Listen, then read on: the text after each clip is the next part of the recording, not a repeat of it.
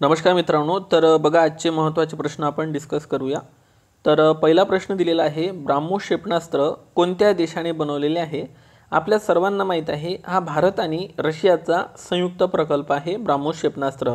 तर अलीकडे भारताने हे जे ब्राह्मोस क्षेपणास्त्र आहे फिलिपाईन्स देशाला विकलेले आहे, त्यामुळे हे सध्या न्यूजमध्ये आहे, हा पॉईंट लक्षात ठेवा।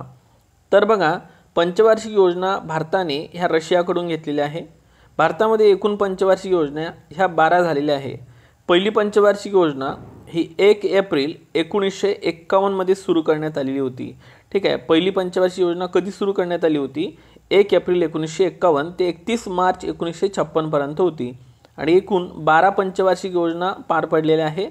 या 12 पंचवार्षिक योजनेमध्ये एकूण 3 खंड होते, तर 7 वार्षिक योजना होत्या। नियोजन आयोग ही आपण जी तरतूद आहे लक्षात घ्या, हे रशियाकडून घेतलेली आहे।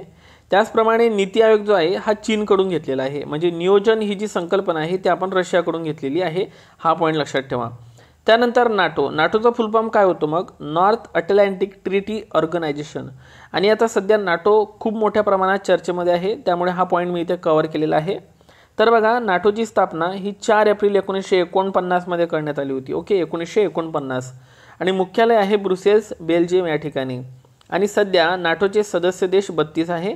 31वा देश फिनलँड झालेला होता, तर 32वा देश सदस्य म्हणून स्वीडन झालेला आहे।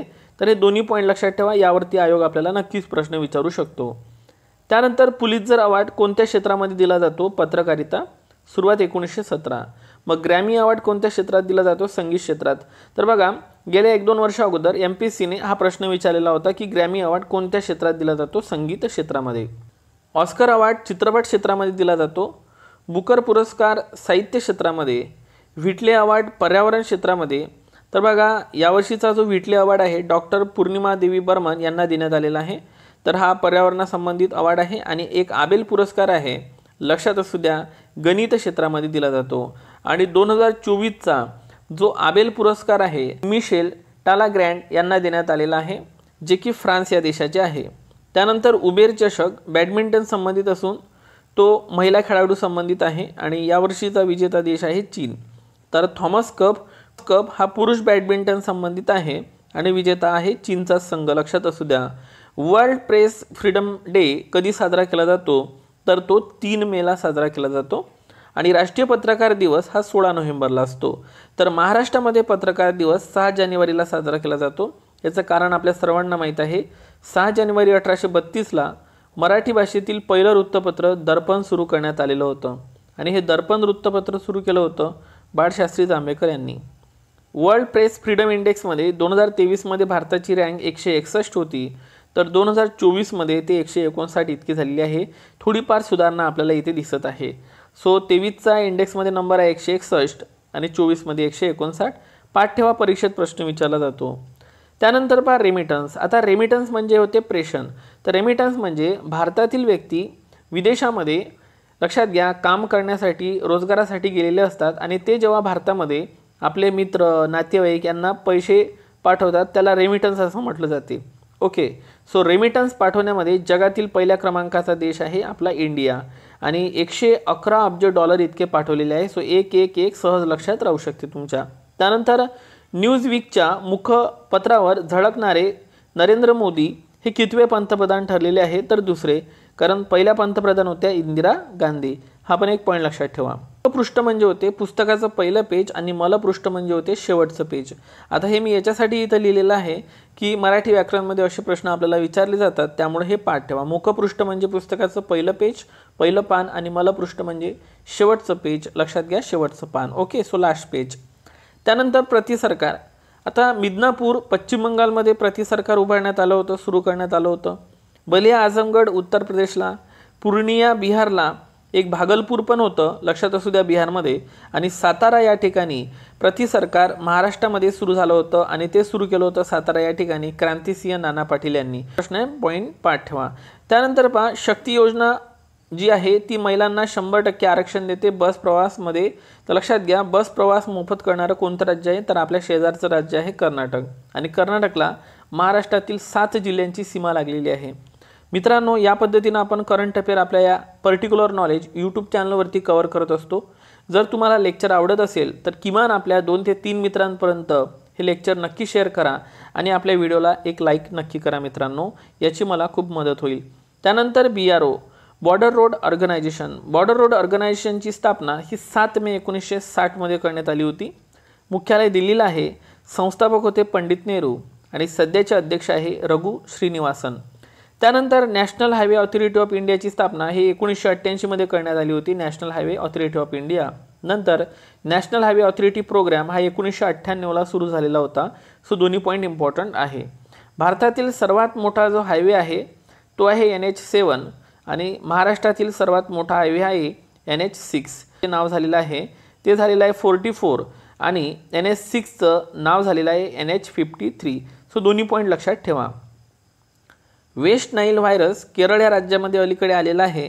कोरोनाचा पहिला रुग्ण पण केरळला सापडलेला होता आणि मंकीपॉक्सचा पहिला रुग्ण केरळ या राज्यामध्ये सापडलेला होता।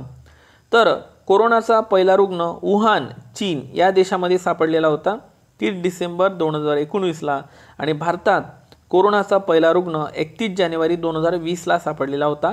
यावरती आयोगाने सुद्धा प्रश्न विचारलेला आहे या तारखेवरती। तर या तारखेवरती सुद्धा आयोगाने प्रश्न विचारलेला आहे। पहिले AI स्कूल, AI म्हणजे होते आर्टिफिशियल इंटेलिजन्स, कृत्रिम बुद्धिमत्ता, जी संगणकाची 5वी जनरेशन आहे। तर पहिलं AI स्कूल उभारणारं राज्य ठरलेलं आहे केरळ, तिरुवनंतपुरम या ठिकाणी हे शाळा उघडण्यात आलेली आहे।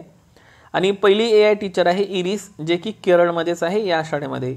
AICT पहिली लखनौ, भारताची पहिली AI अँकर सना आणि जगातील पहिली AI गर्ल आहे टोंग टोंग, जी की चीन या देशामध्ये आहे। मोस्ट टाइम करा 25 मे। आता हा पण प्रश्न महत्त्वाचा आहे की पहिल्यांदाच विश्व फुटबॉल दिवस साजरा करण्यात आलेला आहे 2024 मध्ये युनोद्वारे। का बरं? कारण फर्स्ट फुटबॉल टूर्नामेंट 25 मे 1924 ला झाली होती। या घटनेला 100 वर्ष पूर्ण झाले, त्यामुळे हा प्रश्न चर्चेमध्ये आहे। सो इम्पॉर्टंट पॉईंट लक्षात ठेवा।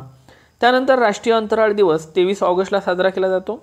पराक्रम दिवस 23 जानेवारी, राष्ट्रीय क्रीडा दिवस 29 ऑगस्ट, तर जागतिक क्रीडा दिवस 6 एप्रिल आहे। एक वेळा बघून घ्याल हे। महाराष्ट्र क्रीडा दिवस 15 जानेवारी, कारण या दिवशी खाशाबा जाधव यांचा जन्म झालेला होता। त्यानंतर राष्ट्रीय भालाफेक दिवस 7 ऑगस्टला आहे। मोस्ट टाइम करा। सर्व दिनविशेष मी इथे कव्हर करून दिले इम्पॉर्टंट वाले। सौर ऊर्जा उत्पादनात जगात भारताचा आता 3रा क्रमांक लागतो। मग पहिला कोणाचा? चीन, दुसरा कोण? अमेरिका आणि तिसरा आहे आपला Bharat. Okay, most important.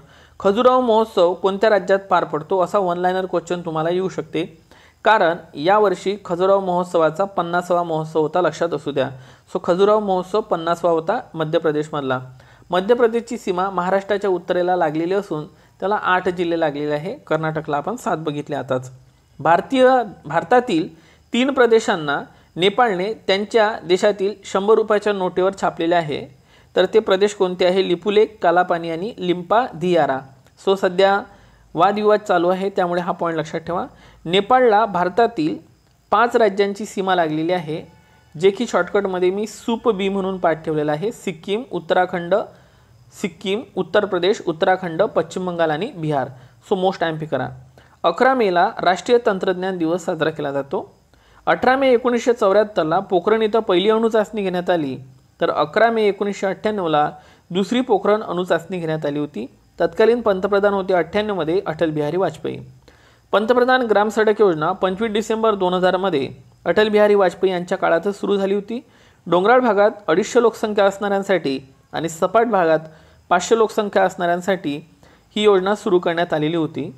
25 December हा दिवस सुशासन म्हणजेच गुड गव्हर्नन्स डे म्हणून साजरा केला जातो, लक्षात असू द्या।